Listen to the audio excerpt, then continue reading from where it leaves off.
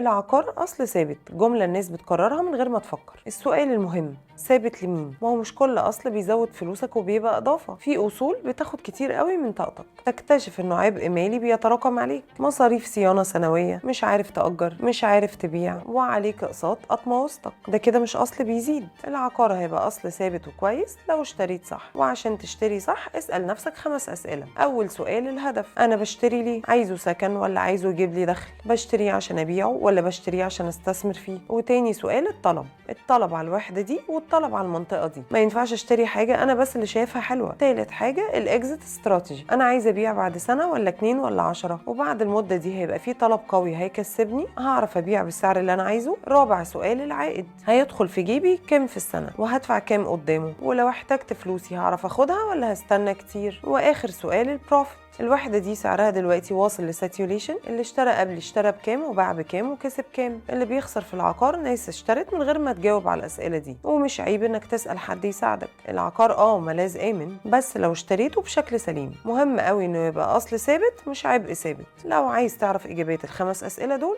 تابعني.